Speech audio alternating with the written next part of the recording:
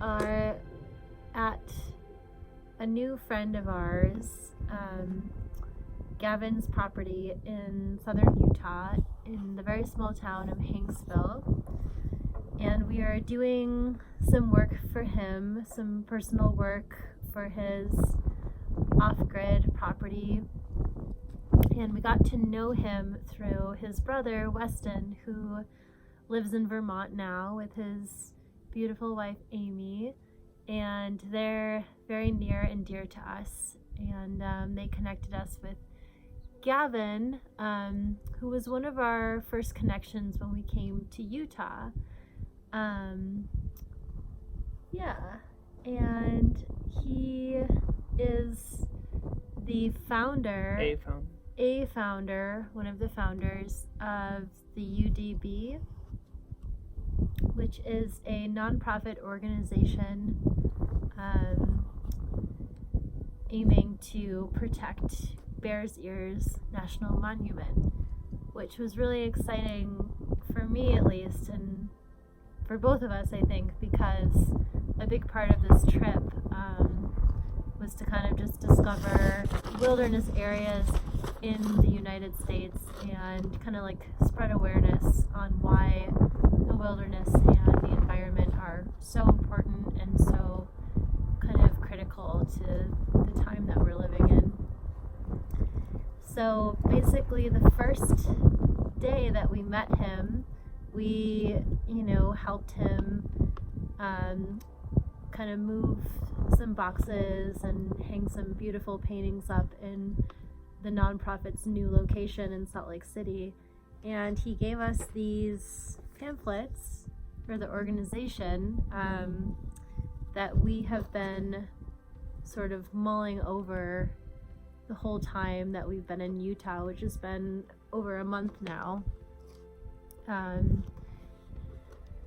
So it's just opened a lot of doors of awareness and new discovery, just basically, what is happening here and now with our sacred spaces in the country, and, just what we can do to help protect them and understand just why they're being threatened and why it's so important to support organizations like this. And so basically, the UDB is formed by local elders and leaders of the surrounding native tribes in this area.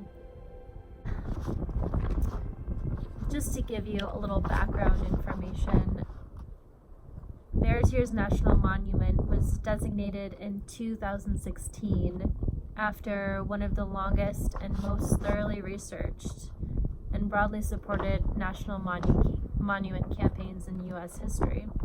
So basically, under the Obama administration, the Bears Ears National Monument was established.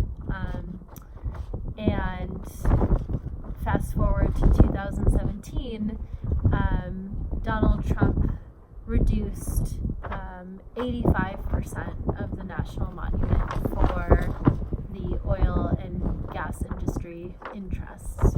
On this map here, you can see that it used to cover this whole territory, and now it's only in the red zones, so a very tiny percentage. And likewise, this is one of the, I think, 6 or, quite a few national monuments or protected wilderness areas that Donald Trump reopened for discussion about reducing them and developing them. Escalante National Monument, the Grand Staircase, which is where we have spent some time this past month, has been reduced by 1 million acres. And I really got to know the landscape deeply and personally just through painting it as part of the Canyon Arts Festival, and just getting to know how fragile and important the desert wilderness is, just to the amazing amount of species that live here and unique plants and animals that sort of thrive on this thin crust called, what is it? Cryptobiotic soil. It's got a bunch of names. Yeah. There's like a bunch of different kinds, but Right. cryptogenic, Mhm. like there's a bunch of names. But just kind of discovering how unique and beautiful this landscape is, and how kind of devastating it is to see all of the resources that people want to take from it, resources that the earth doesn't want to give willingly. For me, I feel like this part of Utah has been in my realm of awareness for a couple years before I even came down here through a video that Patagonia made with a guy who I think he's the head of the Friends of the Cedar Mesa nonprofit, and he's also a rock climber, which I'm a rock climber, and he really gave this personal account of how special Bears Ears is, and it was this beautiful video where they took you through it a little and talked about how it is just one of the most densest areas of cultural resources and archaeological sites in southern Utah, and how they wanted to get it protected. And it was very exciting when they did succeed in that under the Obama administration. I know that a lot of people worked really hard to make that happen, and I just, living in Vermont, being on social media, saw posts that it was under threat by the current administration. And it also came to my awareness that our good friend Weston and Amy, his brother, was a big part of the UDB, which did a lot in working to get it protected too. So it's been in my sphere of awareness for a couple of years, this area, and I was really excited to come down here because, well, first of all, it's just stunningly gorgeous in any photographs, which it is in real life, even more gorgeous. So that was a big draw, and also there's lots of rock climbing here, and just that archaeological history is really interesting. But not only that, but the current presence of native communities that still live in this area and still come to these areas for ceremonies, and back east, that dialogue almost feels dead in a lot of ways in the Northeast. I mean, how often I never drove by or was inside any sort of Native American reservation growing up in the East Coast. It's just not a dialogue that's happening in the East. So to me, it's interesting to come back to a landscape where that's still very much current dialogue. And so the pamphlets that Gavin gave to us when we got here were just, more education. But really, it's heartbreaking to see how much they reduced these monuments by knowing that they were such important areas to the local tribe. They are such important areas to the local tribes, and where they're and to our environment, Definitely. and where their ancestors are buried, and again, just it's a very sensitive environment. I mean, the soil itself. If you drive on the soil once, you kill the crypto soil, which takes like hundreds of years to come back, and you just have to drive on it once and it's dead, and it helps retain moisture and it stops dust storms from happening, so it's very fragile as well. And so like important for the native plant and animal species that live here too. Yeah, and just to see how hard, I mean, I know Gavin seems to be working, you know, really long weeks now. Like, I'm sure they worked really hard getting it protected, and they probably thought, yay, like, it's protected, and then all of a sudden it just gets taken away. Like, these public lands aren't meant to just be tossed back and forth like a football. Right, and there's such a small percentage of wilderness lands that aren't being threatened by development projects, and I think there must be something like only 3 to 4% of just wilderness lands on the East Coast. And you think about the Adirondacks wilderness alone, that is a huge wilderness, and just to know that the percentage of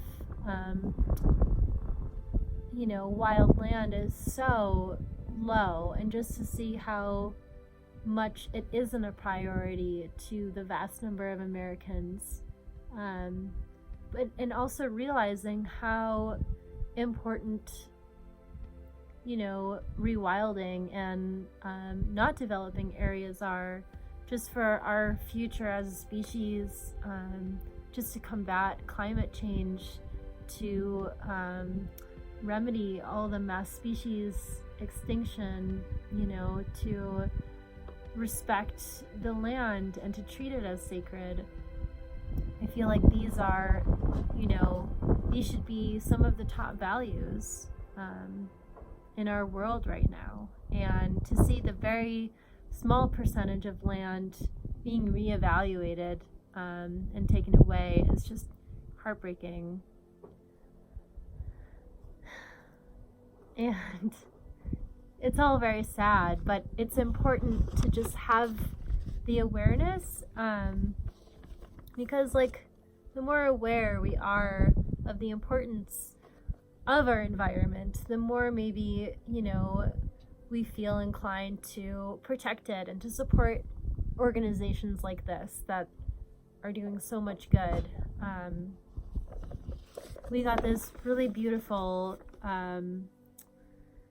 brochure, or I don't even know how to describe it, just this beautiful piece of writing and art called Exposure from Gavin. And there's a very famous writer, Terry Tempest Williams, who wrote this very kind of dramatic piece on the Utah landscape, how it's both devastating and beautiful.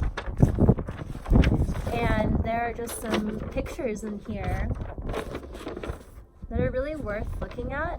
They just give you these aerial views of how the landscape has changed based on industry.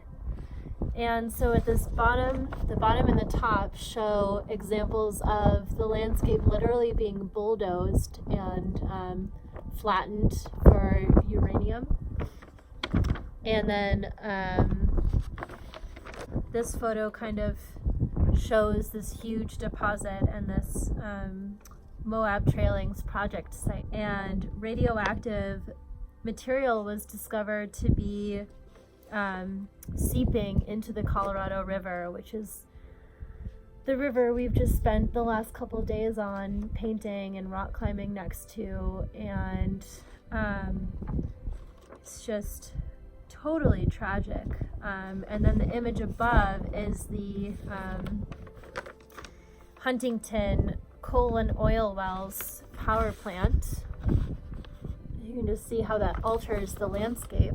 And the EPA, the Environmental Protection Agency, actually imposed a reduction of the haze-forming nitrogen oxide emissions that threaten the wilderness and the national parks.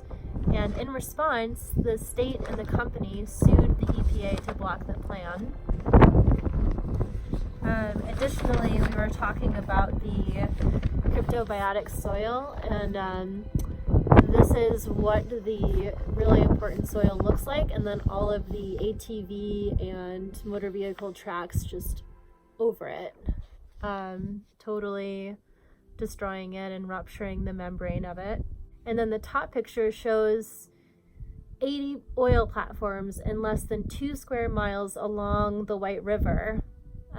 It has 11,000 oil and gas wells, the primary source of ozone-producing gases, and is reported that the extreme methane levels have an adverse impact on child development and stillbirths are increasing. The state of Utah is responsible for regulating fracking safety and places no restrictions on the industry's nearby evaporation ponds. So you can just see some of the most beautiful pictures of Utah that are, online and in social media, and just, you don't see these pictures of the industry. It's like they're always just quiet and tucked away and nobody talks about them. And then there's this giant picture, which is just terrifying. It capped uranium site over the Utah landscape. Just gonna cover us up here. I don't know if that's visible. And that was actually in a Navajo community. And a lot of the Navajo people who worked in this uranium site ended up dying from exposure. And it's just really sad to just see, kind of like these things that our society depends on, what we depend on, and how it's harming us and it's harming the environment. Just to really compassionately acknowledge that things like renewable and other solutions, they're not unrealistic. They're very realistic, and that's where we need to be investing ourselves, and we need to be, kind of protecting organizations like the UDB. We need to protect the national parks and the wilderness areas, and we really need to expand them, not reduce them.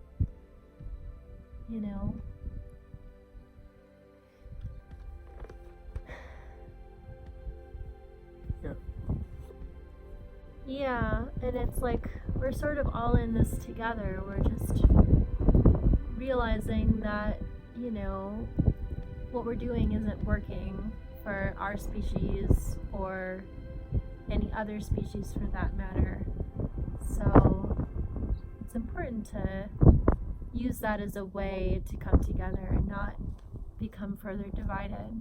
I think. Definitely.